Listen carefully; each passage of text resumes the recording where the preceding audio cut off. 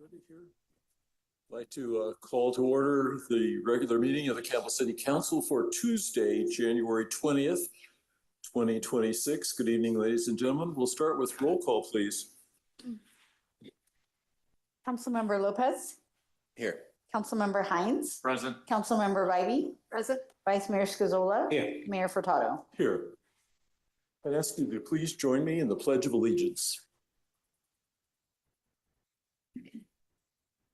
I pledge allegiance to the flag of the United States of America and to the republic for which it stands, one nation, under God, indivisible, with liberty and justice for all.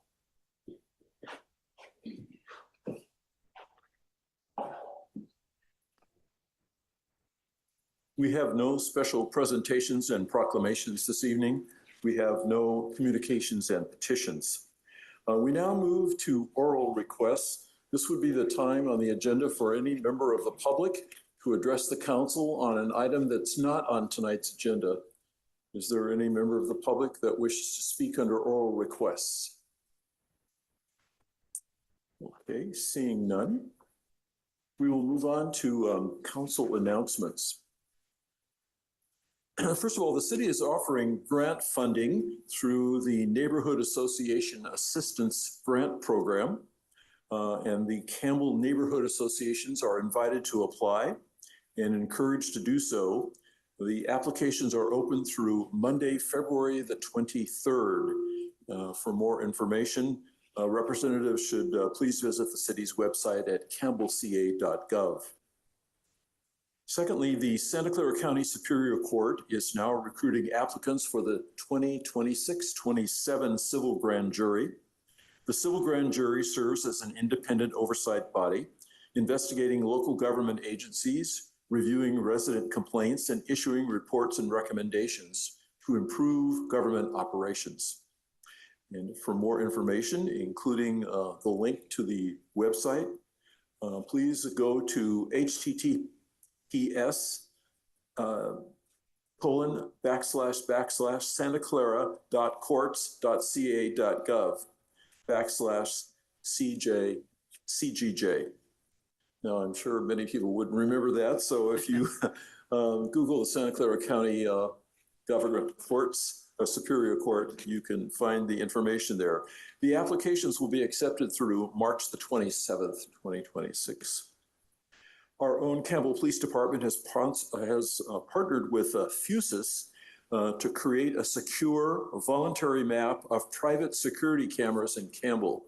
This is totally voluntary on the part of residents if you're interested. The registry gives the officers quick contact information for camera owners and supports community-driven safety efforts. And for additional information, please contact our city website, campbellca.gov/Camera Connect. The AARP Foundation is providing free income tax assistance from Tuesday, February the 3rd, it's already started, through Tuesday, April the 14th in room C34 at the Campbell Community Center. And the service is available for low to moderate income residents and adults and families ages 18 plus. Again, please visit our city website, campbellca.gov, for more information. You're invited to celebrate the Year of the Fire Horse with entertainment and dinner for adults 50 and above on Friday, February 27th from 5 to 7 p.m. at the Campbell Community Center. The cost is $25 per person. Tickets go on sale. They've already started going on sale on January the 20th. And once again, please visit the city website, campbellca.gov/adult center. And finally, Campbell's 49th annual Valentine 5K Fun Run, or walk if you choose, will once again this year be held on February the 7th, starts at 9 a.m. It's over at Campbell Park there on Campbell Avenue. You may register in advance and receive a free t-shirt and eligibility to receive your medal at the conclusion of the race. And information once again is available on the city's website. That concludes the council announcements. So we now move to the consent calendar. These are items on tonight's agenda, 7.1 through 7.2. 7.9, which the council will take as a single item of business unless a member of the council or staff or a member of the public would like to pull an item for further discussion. Would anyone like to pull an item for further discussion? I wanted to did mention one thing. One of the items on tonight's agenda, which I don't have to pull, but I just wanted to take note and express our appreciation. We are going to receive a donation from the Campbell San Jose Rotary Foundation for our adult center. And I wanted to thank the Rotary for this donation and for the work that they do in Campbell and the support for a number of our city services. So that is item 7.9. So may I have a motion to approve the consent calendar? So moved. Second. Motion by Vice Mayor Scazola, second by Councilmember Hines. Roll call, please. Councilmember Lopez. Aye. Councilmember Hines. Aye. Councilmember Bybee. Aye. Vice Mayor Scazola. Aye. Mayor Lopez. Mayor Furtado. Aye.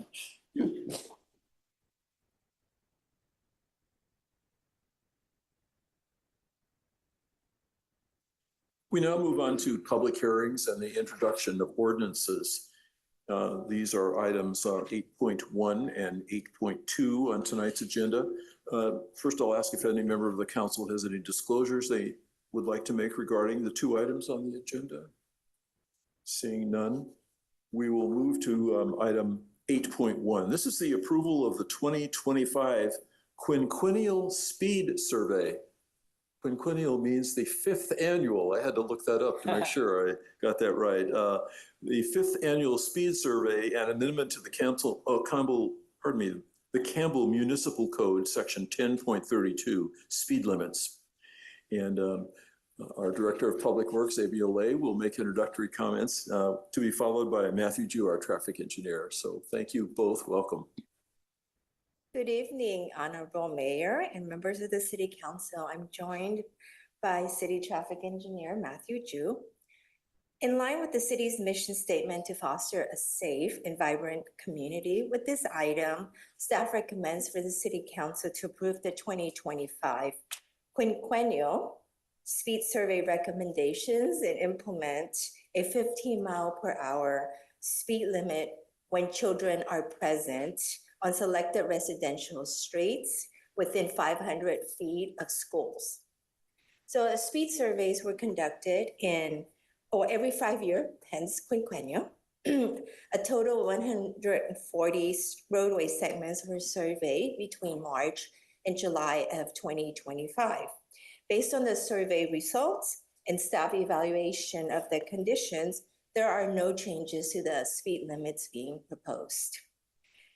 Hamilton Avenue, however, because of the Hamilton resurfacing project and with the introduction of new bike lanes, we didn't survey Hamilton, but we'll wait till the construction is all complete, then we will conduct the surveys then. Also, while going through this process and reviewing the speed limits, this is where staff proposes to lower the limit to 50 miles per hour when children are present within 500 feet of schools. There are 15 residential roadway segments where speed reduction would be applied. So these are just residential. We're looking at 1 lane in each direction. And now let me have Matthew briefly walk you through the details of the process that led to our recommendations. Good evening, Mayor Furtado, members of the City Council. Once again, we use the word quinquennial, which means once every 5 years. The reason we're using it this evening is the State of California Vehicle Code requires that engineering and traffic surveys be performed every 5 years on arterial and collector streets. These surveys serve to adjust or establish speed limits and enforce speed limits where we're using electronic devices like radar guns. So last year, between March and July, the engineering and traffic surveys were conducted, And all collectors and arterials were surveyed, except, as Amy mentioned, Hamilton Avenue, for the reason of the resurfacing project will change lane configurations in some places in terms of adding bike lanes where there aren't any right now, or adding a buffer between traffic lanes and bike lanes. So in terms of the results of the engineering and traffic surveys, first, the majority of streets would not have their speed limits changed. There are 10 roadways that would have been eligible for having their speed limits increased, but we are recommending not to do so because it would not be safe or reasonable, and the California Vehicle Code allows us to hold the speed limits as they are currently. An example would be Lee Avenue. Current speed limit is 35 miles per hour, but our experience has been there's a lot of high-speed crashes, and we don't feel it's safe to increase the speed limit to 40 miles per hour. In addition, the staff is recommending 15 mile per hour when children are present in school zones. And the purpose is to make the streets safer for students. And this will be limited to 2-lane streets and within 500 feet of school grounds. Example would be West Parr Avenue next to the village school. That street, under our current neighborhood traffic calming program, isn't eligible for traffic calming because the speeds are not high enough. However, lowering the speed limit when children are present addresses the concerns that some school parents have in terms of controlling speeds next to the school. So in summary, there are no changes to the current speed limits being recommended. We are recommending creation of these 15 mile per hour speed limits when children are present in school zones. The fiscal impact would be estimated as $20,000 for the cost of new signs, and the cost would be covered in our operational budget for street maintenance. Staff is recommending City Council adopt a resolution to approve the attached 2025 Conformal speed survey and recommendations. In addition, staff is recommending adopting an ordinance for first reading to amend Chapter 10.32 of the Campbell Municipal Code, speed limits, to approve, again, the speed survey and recommendations. And that concludes my presentation. Thank you. Amy, for the presentation. First, I'll ask any members of the council have questions they'd like to ask on the report. Councilmember Lopez. Thank you. Just a couple of questions. Is there, I support the proposal. Have you given thought to school zones when, I'm trying to figure out how to phrase this. I guess when children may not be obviously present, but there's, I think, especially parents have a concern that they may dart out or not be seen by drivers. Is there some kind of intermediate speed limit that could be considered, or are there best practices? Well, the way the vehicle code is written, when children are present, it's when children are either going to or leaving school, or during recess, noon recess. So it would apply during those times. During specific hours? Yes, and when they're going to or leaving school. Okay. I'm okay with that for now, but I am interested in kind of keeping track and seeing if we have issues or complaints. I'm thinking not just of school zones, but residential areas with many children present. And so just maybe something to think about for the future beyond the scope of what's here. The other question I had was, what, other than just putting signs up, is there any other kind of communication that we typically do or that we could do to communicate the changes in the area? We are in the process of working with Campbell Union School District to have an article prepared by Department of Public Works to be included in school newsletters. We've approached the superintendent, but we haven't necessarily ironed out the details. Great. I think those are all great ideas, and I just encourage you to keep thinking about other ways, if this is implemented, to get the word out. If I may on that, Mr. Mayor, can I jump in Yes. on that?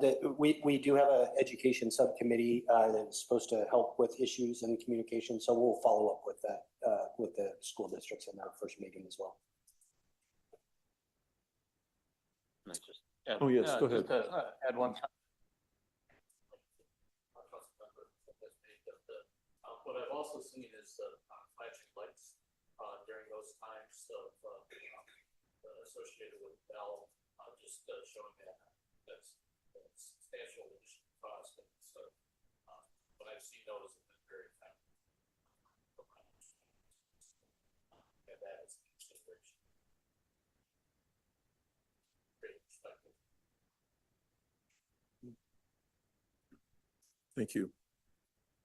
If there's no other questions by members of the council at this time, I will go ahead and open the public hearing on this matter. And I do have a card from Steve Saunders to make some comments under this item. So please come up to the podium.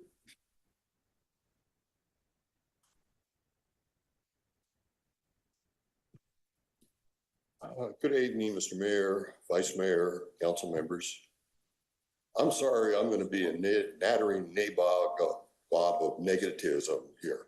I look at this data, and what I see is that if you discount Hamilton, which is not an unreasonable thing to do, 60% of the segments in our city, people choose to drive at least 5 miles an hour higher than the posted and proposed speed limits. And I don't know what the actual distribution looks like, but I've got to imagine that means that a significant portion, or maybe even a majority of people, are going faster than speed limits. And you pass something that says, oh, they're this, and you can enforce it, you can do all kinds of, but if the majority of people aren't doing that, it seems sort of like there's a real problem. And, you know, I don't have an answer for that, but it does bother me a great deal that you're passing laws that won't be obeyed. That's troubling. Now, the 15-mile-an-hour speed limit thing. That needs to have some kind of warning or something. Anywhere you do some kind of crazy speed limit change, like on Winchester when it goes down to 30 miles an hour. Paint it on the road. Do something extra, because you're asking people to go into a situation they won't normally recognize. So, you know, I'm not saying don't adopt this. I'm just really worried about some of the basis of it, and let's give everybody as big a break as we can in terms of warning. Thank you.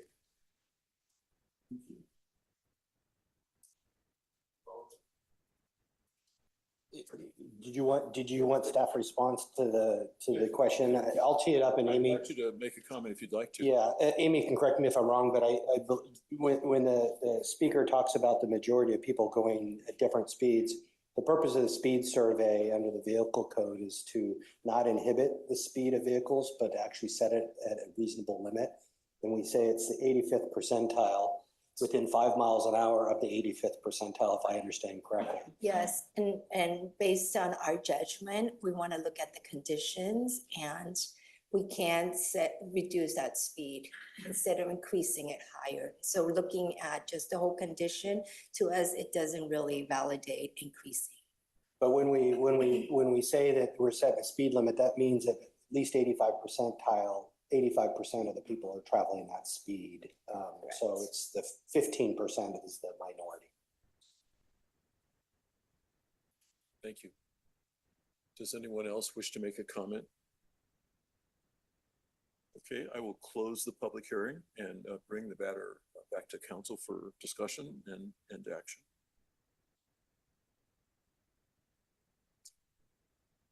Okay. Yeah, I just want to commend staff on the 15-mile-an-hour around the school, picking up my grandchildren once a week around the school.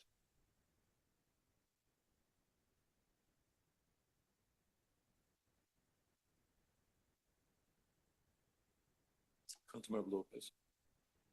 I really strongly support this. I appreciate that staff is being responsive to concerns we've heard. To some of the points that Steve, one of our commenters, made, but also just a general concern of mine. I really support continuing to look at what we can to improve safety. I think it should be one of our biggest priorities in general as a city. It's one of the things that in theory is within the scope of what we can do to make an impact for our residents. So I think this is a piece of it that will be significant, but there's definitely larger pieces, and I hope we continue to look at it as we consider future work plans and budget items as well. Thank you. Discussion? Yes. Vice Mayor Scasola. Yeah, thank you, Mayor Furtado. I just wanted to bring up, I'm really particularly proud of when I first came on council several years ago.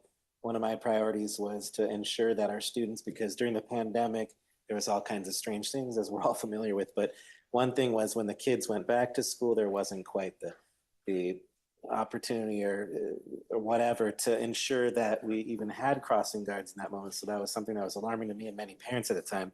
But the city took really quick action once, it became an issue, and we're still working on it. But I have to say, I was so pleased, within just a few months of me coming on the council in the first place, on the education subcommittee, we prioritized the Safer Streets to School program. And we've been implementing those over the few years. And so new sidewalks, new bike lanes, as you're familiar with, but this is all only, in my opinion, going to add to the safety, having these new slower speed limits around the schools. But I agree. I think that is an excellent point about that there should be some kind of, warning, especially if it's during certain hours. It makes perfect sense that there should be maybe perhaps some other thing for, people just driving along the streets are unfamiliar, especially when there's a new law. Like, I think that's a great idea. And maybe we should have or look into that and see what might be the best options for thinking not only of the children, but also of the motorists who are unfamiliar with these laws. Thanks. Okay, if there's no further discussion, would anyone care to make a motion on this matter? 25, quinquennial speed survey and amendment to Campbell Municipal Code, section 10.32, speed limits. Second. Motion by Council Member Hines, second by Vice Mayor Scasola. We'll have roll call, please. Councilmember Lopez. Aye. Councilmember Hines. Aye. Councilmember Bybee. Aye. Vice Mayor Scasola. Aye. Mayor Furtado. Aye. I request that you read the title of the ordinance. Yes. One sec. Being an ordinance of the City Council of the City of Campbell, amending Chapter 10 of the Campbell Municipal Code entitled Vehicles and Traffic, approving the quinquennial 5-year speed survey and recommendations. I will move that further reading be waived. I'll second. Councilmember Lopez. Aye. Councilmember Hines. Aye. Councilmember Bybee. Aye. Vice Mayor Scasola. Aye. Mayor Furtado. Aye. Thank you. We now move to item 8.2 in tonight's agenda. This item is regarding the proposed development at 700 West Hamilton Avenue. And I will call upon Senior Planner Stephen Rose to make the staff recommendation and presentation. Thank you and good evening, Mayor Furtado and members of the City Council. This subject item is for a major housing development project permit and tentative vesting subdivision map utilizing state density bonus law located at 700 West Hamilton Avenue. The project site is a 3.8 acre parcel, which is developed with an existing office building, which is used for a gym right now on the ground level. The location is southeast of the intersection of San Tomas Expressway and Hamilton Avenue. The general plan and housing element designate the site as a commercial corridor mixed use development with a density of 45 to 60 units to the acre. It's also a designated housing opportunity site by the city's housing element and has a corresponding zoning designation of commercial corridor mixed use. The proposed project really involves just really two permits significantly. The first is a major housing development project permit, which would allow for the what is 173 unit development consisting of 89 townhome units, which would be spread across 8 4-story buildings, a single 5-story building, which would house 84 condo units, and again, utilizing state density bonus law. The project also entails a request for a tentative subdivision map, which would really help to subdivide the property to facilitate those new townhome units. Also establishing easements and allow for a right-of-way dedication along Gale Avenue, which would help provide a little cul-de-sac into the street. Just in regard to design, and I do want to recognize we do have our project applicant, Pamela Knighting, and available in the audience as well. And she'll speak a little bit more to the project architecture, I believe, in following presentation. But I just want to capture the highlights. They are 4-story townhome buildings. They have a Spanish style. They have tile roofing, and they're generally comprised of stucco and stone. Similarly, the podium building, although being a story taller, would also incorporate similar Spanish style thematic elements, tile roofing, and stucco and stone side elements. In regard to affordable housing, the city's inclusionary housing ordinance requires 15% of the project to be affordable. That equates to 26 units of this project. Where our inclusionary ordinance would require 11 low and 15 moderate affordable housing units, the project exceeds that requirement by providing 17 very low and 9 moderate units. That's providing units at a deeper level of affordability than our ordinance would otherwise require. And in so doing, it also makes the project eligible for utilization of state density bonus law, understanding that more than 5% of the units would be provided at levels at a very low income level. So under state density bonus law, the project does qualify for 2 concessions and an unlimited number of waivers. Specific to this project, the applicant is pursuing 1 concession to alleviate the ground floor commercial requirements, as to say a ground floor mixed use requirement by our code along Hamilton Avenue, and approval of an alternative housing plan, which could allow for relocation of affordable units to the podium building or elsewhere throughout the project. It may also allow for additional market rate units to be built prior to those affordable units that are typically our affordable housing ordinance would require those to be built in a concurrent nature.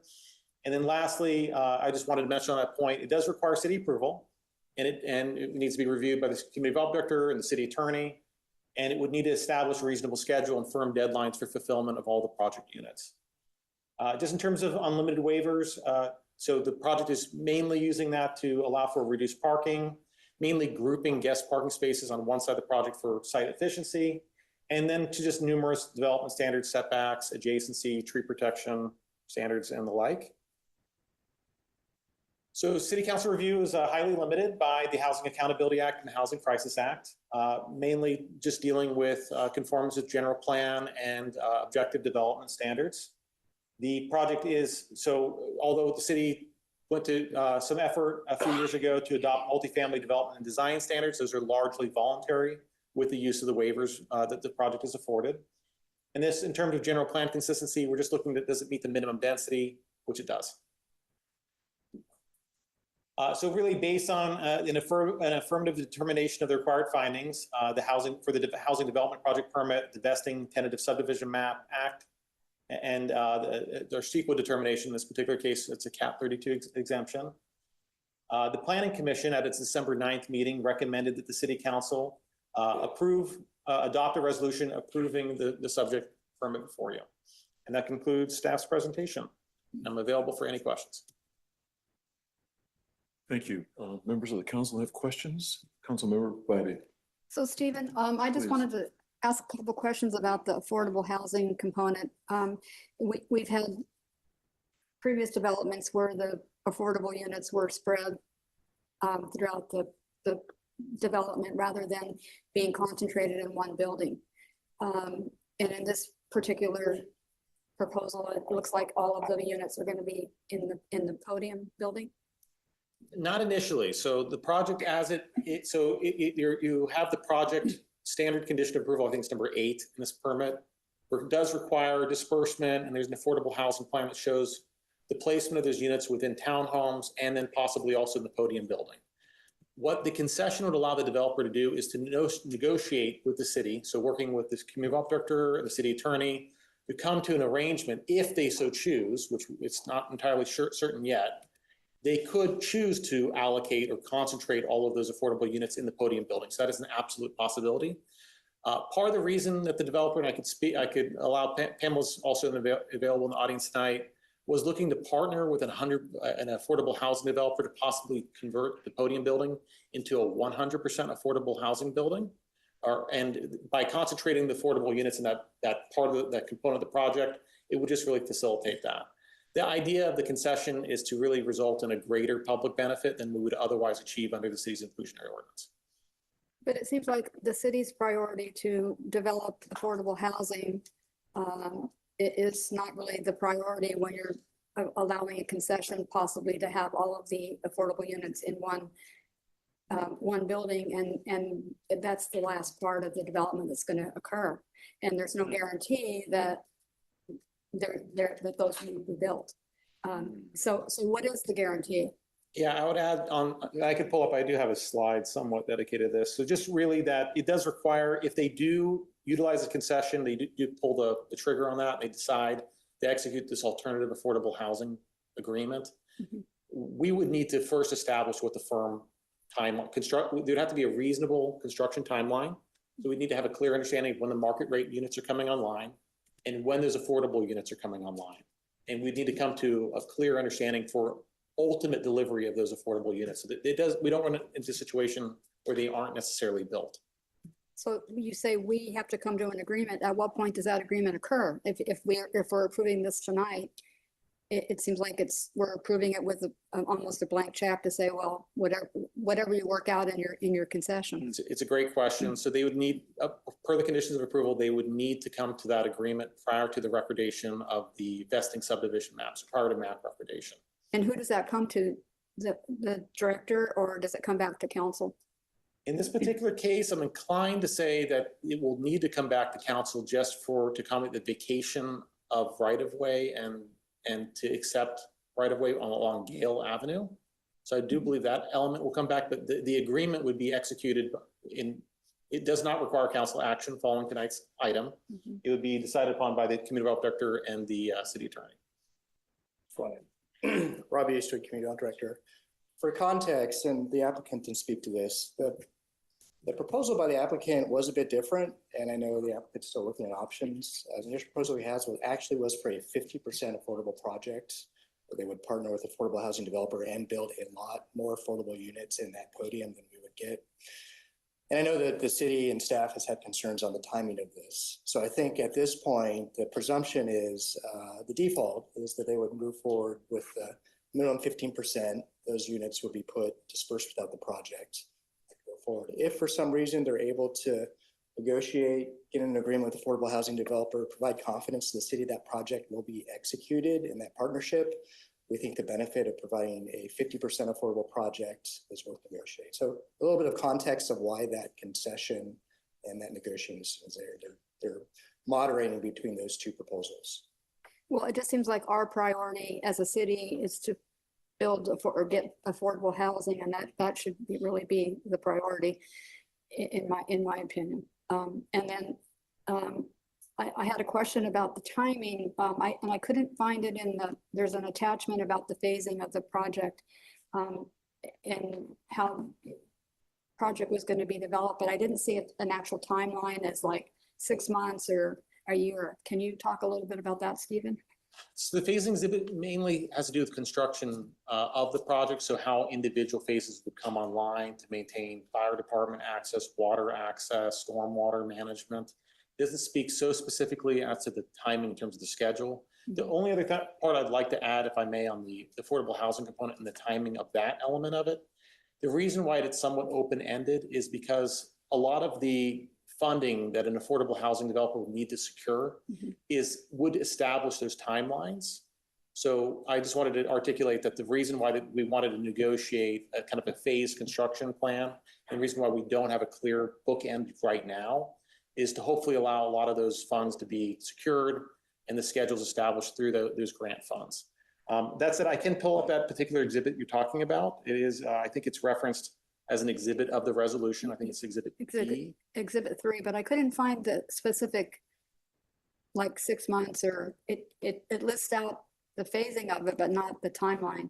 And the question I had is it also refers to there's a tenant there. So some of this, the tenant lease has to be exhausted, or that has to be taken care of before construction. How long will that take? So there'd be a period of time in which the office building on the site may remain, understanding there's an existing cellular lease agreement on the roof of the building. If you guys have ever driven past the building, you see there's a bunch of towers on the roof. So it's just really recognizing that. My understanding is it might be another year or so. And again, Pamela's in the audience tonight. She can speak a little bit more specifically to the construction schedule. But my understanding is the lease agreement might come to pass within the next calendar year. And we're hopefully within that period of time be working with the carriers to identify new locations for them to go so that the building can be removed with the project. Okay, thank you. Thank you.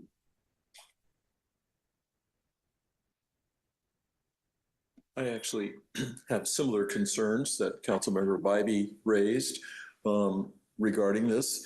It has been our tradition to make sure that affordable housing is dispersed throughout a project or throughout the city. I'm very concerned about the idea that it be a certain section be identified as an affordable section and therefore psychologically or whatever looked down upon in some way. I always feel that all affordable housing should be integrated throughout the entire city and kind of dispersed. And I feel that I'm concerned that the provisions right now are just a little too loose and allow for too much flexibility.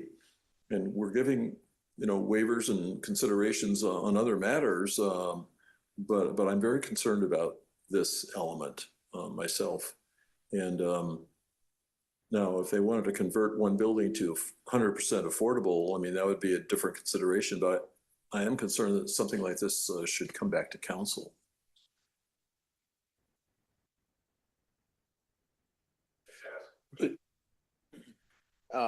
Stephen, could you say more about the financing for affordable project like this? Obviously, the developer is not does not, as I understand it, focus on affordable housing, and so to me, city's goal of having affordable units, can you just talk about like realistically what the financing would look like and why you're considering this option, like converting that one building, or just what are some of the other options you've considered, some of the challenges that go along? Yeah, I would say the city does already have two 100% affordable housing projects in the books, that being the VTA project and 60 West Hamilton in the city.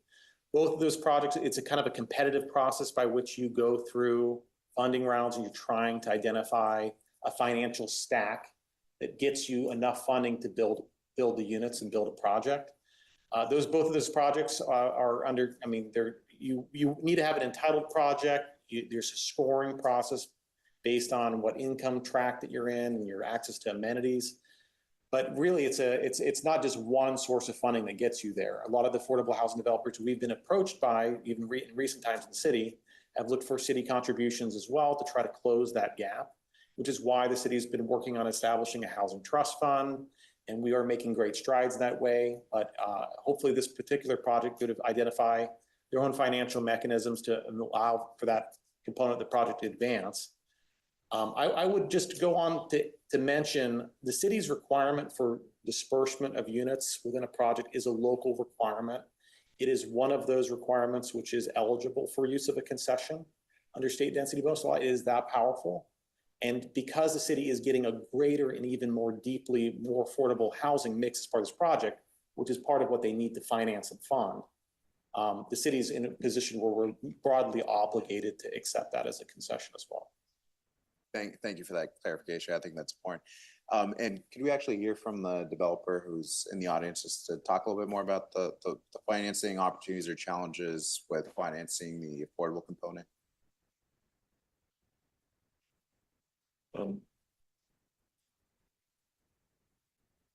First of all, this, all right, I'll allow this comment to come under presentations as opposed to coming later. So I won't open the public hearing just yet. So I'll allow you to go ahead. I'm also okay with waiting and asking it later as a follow-up, however you wish to proceed. Why don't you go ahead? No, please go ahead if you'd like to make your presentation right now. And then we'll ask for council questions, and then I'll open the public hearing after that. Sorry, I wasn't trying to go out of order. Thank you. And then should I raise my hand to be a presenter?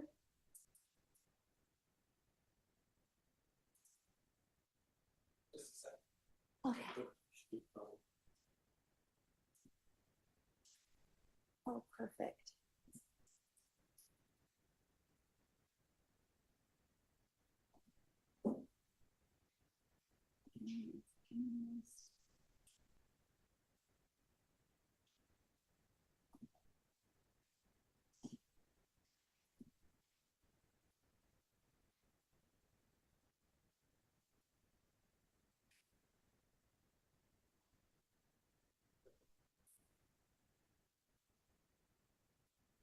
Okay, hopefully this works.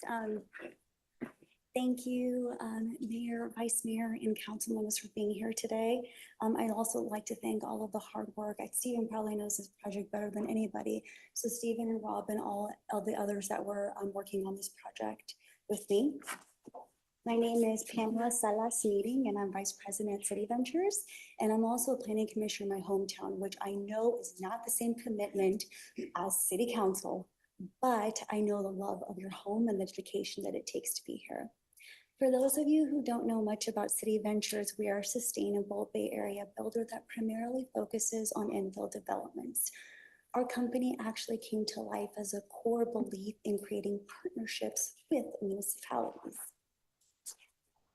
As Stephen mentioned, this site is located on the corner of Hamilton Avenue and Santa Monica Expressway, as you can see here. To the north and west, it's surrounded by office and commercial, while on the south, it's adjacent to residential. There's also a local VTA bus line along Hamilton Avenue that takes you to the VTA main expressways. The site is approximately 3.83 acres and currently has one large commercial building with surface parking, which council member, I will talk about the tenants because I know you brought that up. I have to say, speaking of partnerships, and before I quickly dive into the project, we were very honored to be able to work in partnership with the city of Campbell on a site that was identified in the housing element. And our goal today is really to bring the city's vision to life, which is what we're here for. Stephen alluded that I would talk briefly about architecture. And before we ever submitted our application, I'm an engineer, not an architect, but I did notice that the city passed their objective standards via the form-based code zone.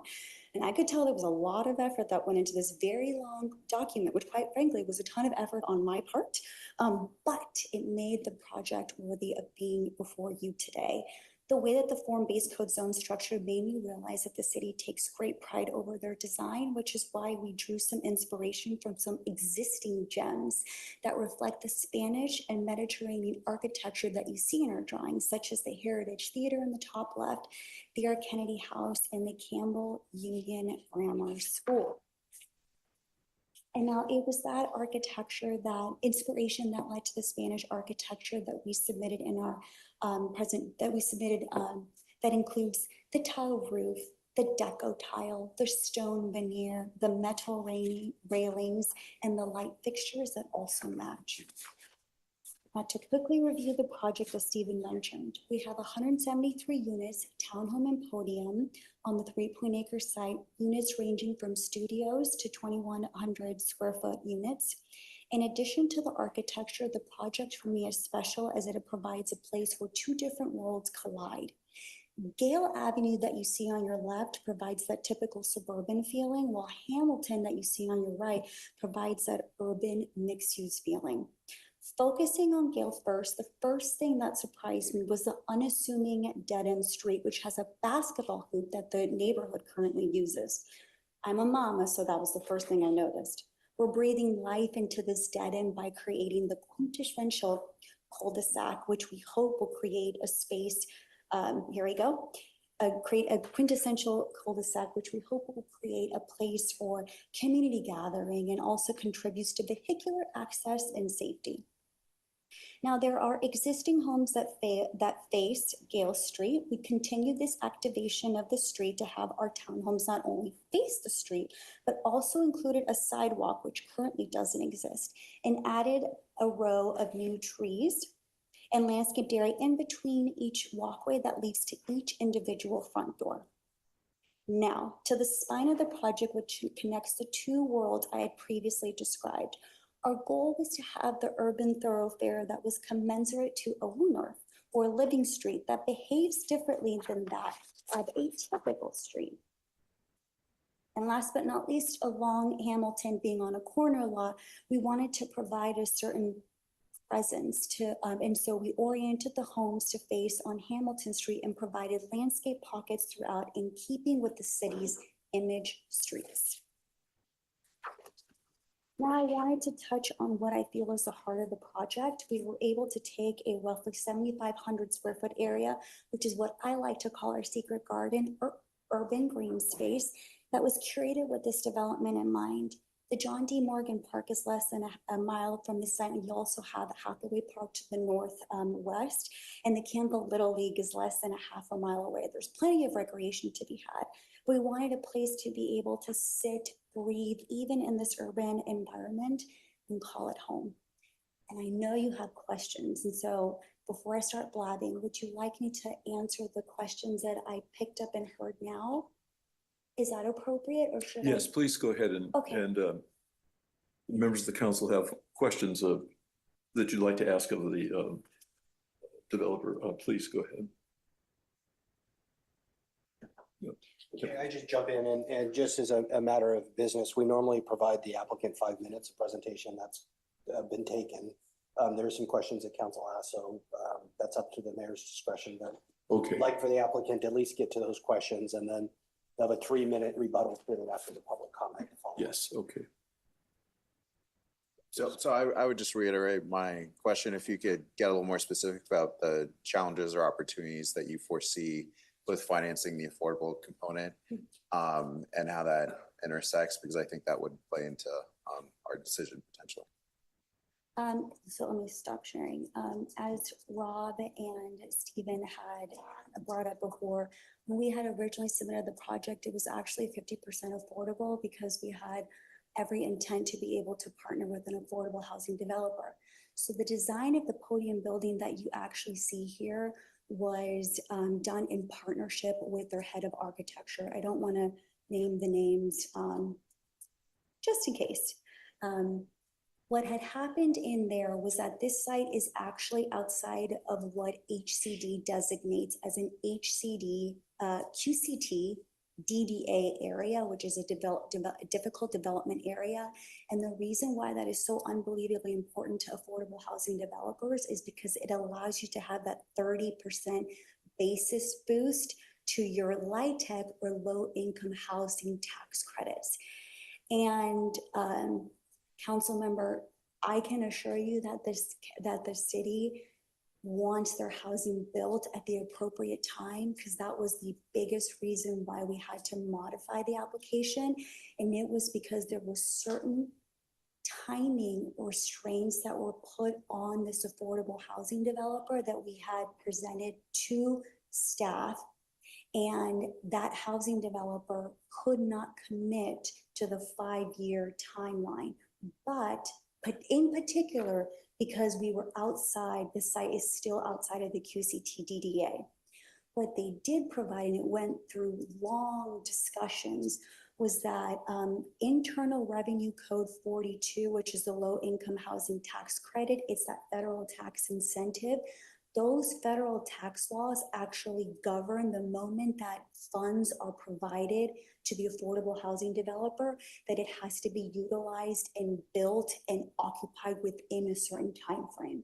So we had provided that to the city, but again, the city felt like it was a bit of a conjecture. And so we kind of put our heads together and thought, how can we make sure to have the affordable housing? Because I can't change HCD's designation of the QCT DDA areas to get the 30% boosts and a base boost in the light tech financing. And so we thought to ourselves, I know what we can do.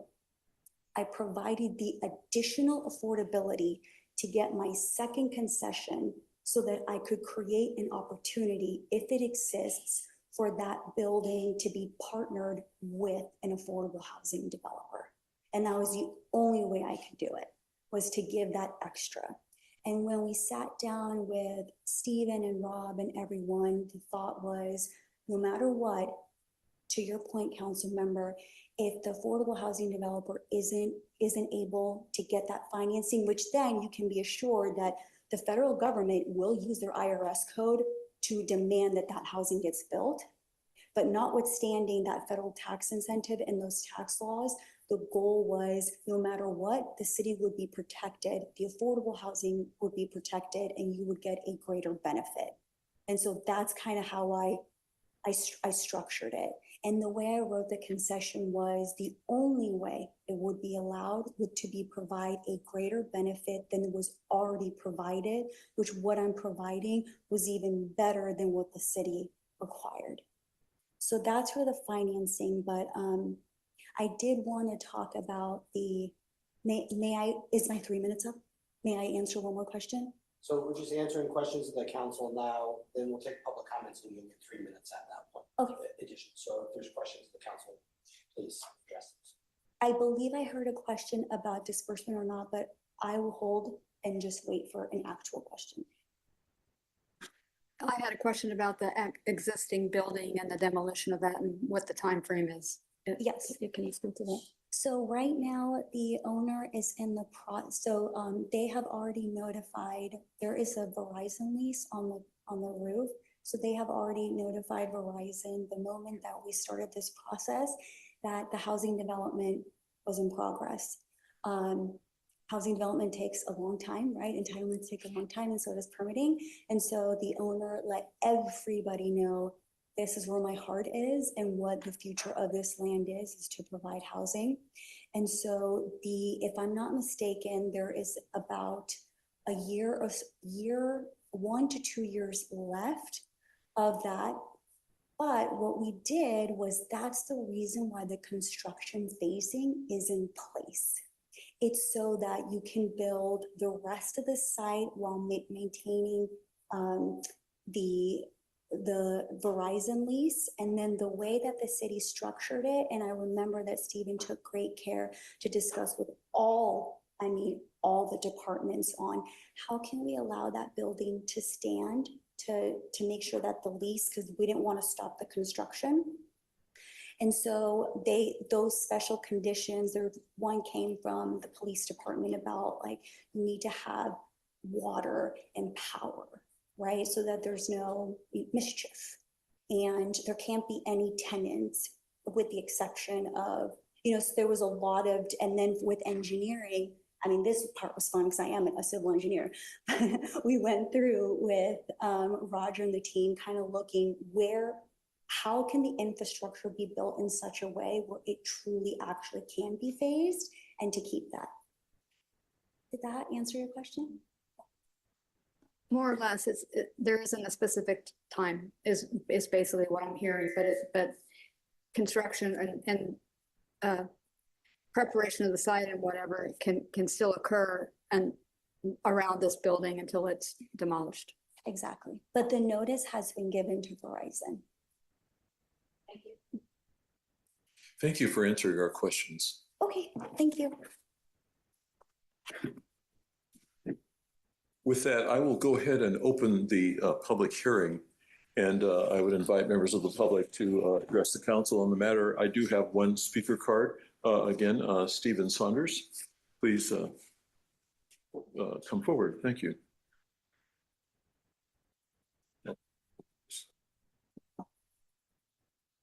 Thank you, Mr. Mayor, council members.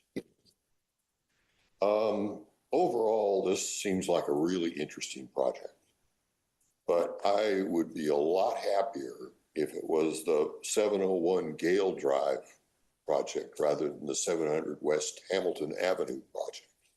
And what I really want to point to with that is that street, Olivia Avenue, dumping out there on the Hamilton Avenue, whatever there's been in that building over the years, people coming out of there are a problem. Either they can't get out or they force their way out. And by having the project focused towards the back, towards Gale Drive, I think would have been a beneficial thing. I'm sure they can do something with signage, whatever, go this way. But the big concern I have is that dumping out right there on Hamilton Avenue, right in the right turn lane to go southbound or north, which way? Anyway, go on Xantamasa Expressway, is going to be problematic, particularly if they want to go north, because then they've got to go across 3 lanes to get to the left turn lanes. And that brings us to the construction details. The route they show for their trucks makes sense, goes up to David, turns left, Gale turns left into the site. They come out and they're going to turn right. And it also shows them going north. If you want to take a truck out of that and get it into the left turn lanes, you're going to really disrupt traffic. I hope we're ready for that. And finally, I wish they had given in their elevations the view we would get as a community. I'm glad that the Hamilton Avenue view is going to be much more interesting than on the north side of the street, but you're not real sure what we're going to see from Santa Tomas Expressway, and it would have been nice to have that perspective too. That's it. Thank you. Thank you. Are there other members of the public that would like to address the council on the matter? I will therefore close the public hearing and ask for council comments.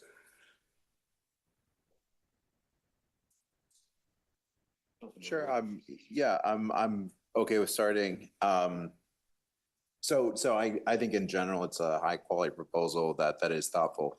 I initially wasn't gonna ask staff questions, Councilmember Bybee, because I had all the exact same questions that you did about concentrating the affordable units in one and the timing and how can we protect ourselves as a city. I think we're probably all concerned about that, and I know staff shares those concerns given the importance they have set upon building out our housing program generally and actually producing affordable units specifically, which is something that just with the market conditions everyone is struggling with right now. And so the thing that flipped the switch for me and made me more open to it is I see this really as deciding between do we allow the concession and this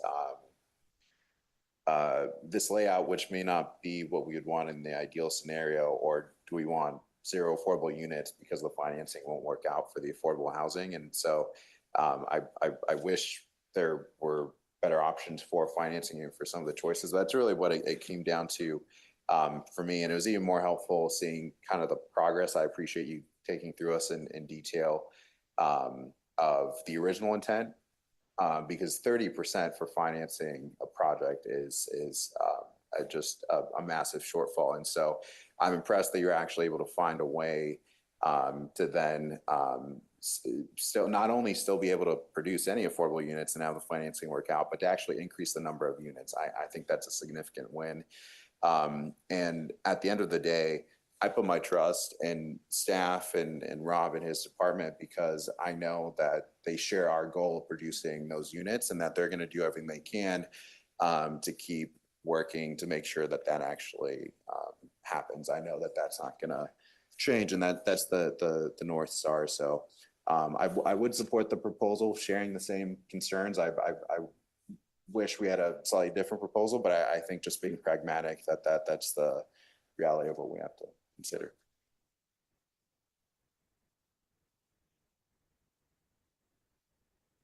Thank you. Did you want to follow up with any further answers or replies to anything? You don't need to. I'm just inviting you to do so if you wanted to.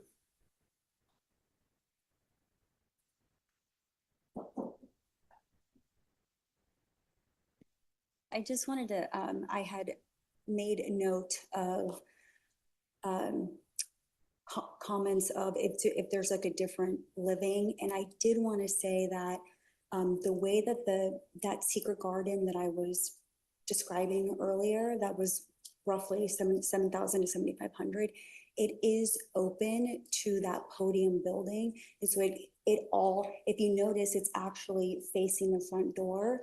So regardless of whether the concession is utilized, I think it'll be a beautiful marrying of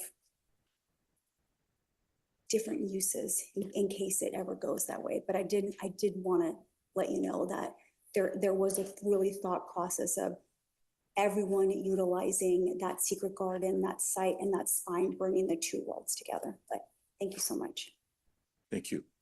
Okay, so we're back at the council now for just further discussion or motion. So I will support the proposal. I appreciate the response to the questions that I had. And, you know, my ultimate goal is to make sure that we end up with a project that we all can be proud of. And the ultimate goal is to get as much affordable housing as we can. And so the efforts that you're making to make sure that happens, I have a better understanding, and I appreciate all the work that the staff has put into this, and know that they will continue to monitor and look out for the city's best interest. So I will support the proposal. Thank you. Would anyone like to make a motion, please?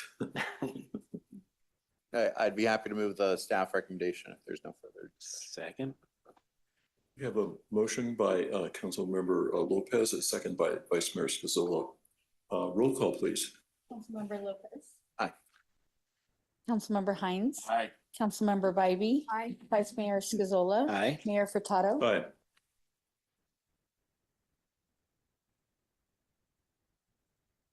Okay, that concludes that item. Thank you. We will now move on to item number 9, an item of new business. This is the designation of the city representatives for the County of Santa Clara Housing and Community Development Advisory Committee. And I would propose that the council approve Councilmember Lopez as the representative and Councilmember Hines as the alternate for this Community Development Advisory Committee regarding housing. So I'll make that as a motion. Second. We have a motion and a second. Does it require a roll call? I don't believe so. It does. Yes. Okay. All right, roll call, please. Councilmember Lopez. Aye, with my thank you to my colleagues from there. Councilmember Hines. Aye, and again, a thank you. Councilmember Bybee. Aye. Vice Mayor Scazola. Aye. Mayor Furtado. Aye. Thank you. Pardon me, Rob, I realized you were on the agenda here to say something. Okay.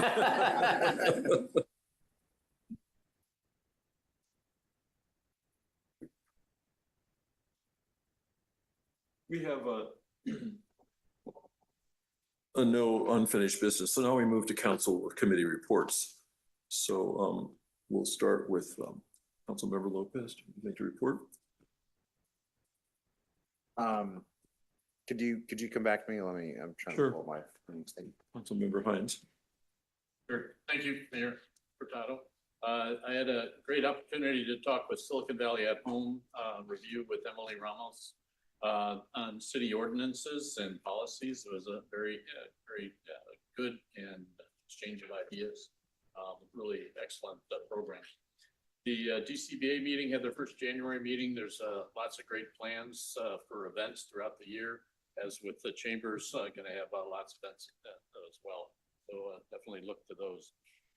Had an opportunity to meet a couple of the San Jose District 9 candidates, and obviously very good candidates for the District 9.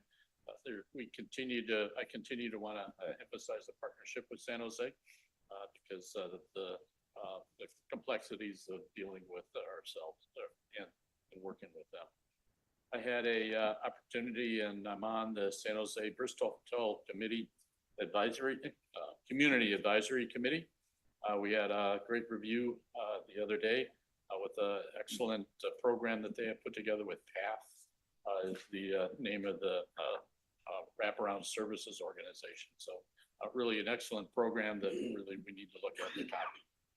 Then I want to do a shout out to Emerald Art Studio, which is right above the Starbucks. Definitely young or old. I had a 6-year-old there that just was having a great time, as did both of us grandparents. And it's just an excellent program to go and have some fun there.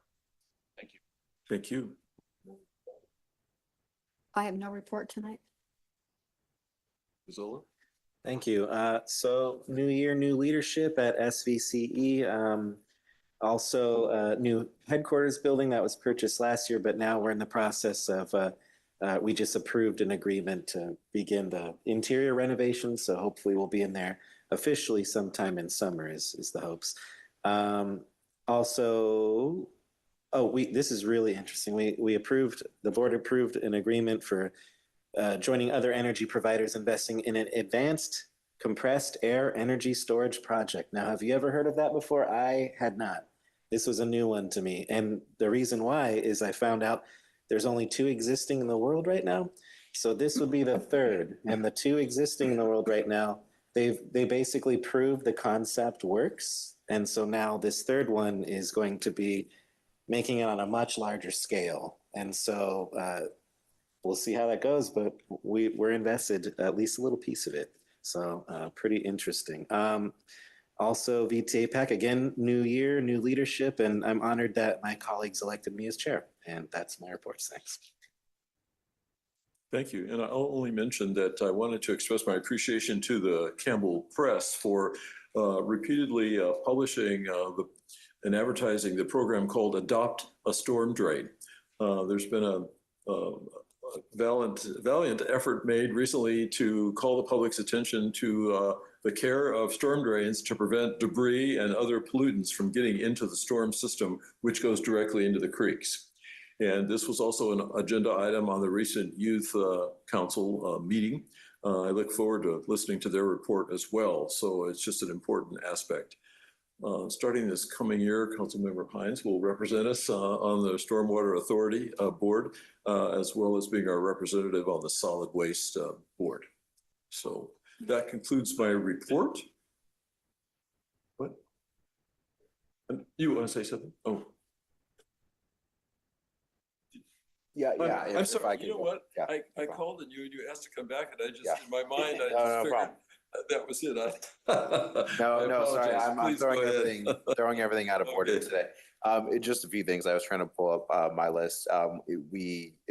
Right early the first week of the year, we had our VTA meeting, and a number of items, but one of the ones which may be of interest to colleagues in the public is we had our most in-depth discussion yet at our public board meeting of the preparations for the Super Bowl games that are upcoming. The short version is this is actually something that we know how to do as an agency pretty well, both because of the 2015 Super Bowl, as well as the mega events, Taylor Swift and Beyonce and others, which also happened at Levi Stadium over the past couple of years, and which actually in all likelihood were a larger number of people trying to get to and from Levi Stadium than the actual Super Bowl will be. And so there is, pardon the expression, a game plan for it that we're going to use. We also have the preview of FIFA. The World Cup coming up is a whole different story, just because the logistics are completely different, as opposed to the light rail system that we know how to use and operate, and we know how to fill. And really, the only constraint is people getting into the trains fast enough. But other than that, we can run the trains. FIFA is just a whole different order of magnitude of complexity that we're still working on and also have a plan for, but just in terms of the information. But you can go on VTA's website if you actually plan to go to the games or any of the events, and there'll be a lot of information on get around. I also attended the Los Altos Council reorganization, which was a special occasion because not only was it a reorganization and they welcomed Sally Meadows as now Madam Mayor and thanked former Mayor Pete Daly, but it was the first reorganization I've seen where there is also a ticking deadline and resignation because their former Vice Mayor Nisa Flagor was stepping off to be sworn in later this month. I think January 26th, another public ceremony as county assessor.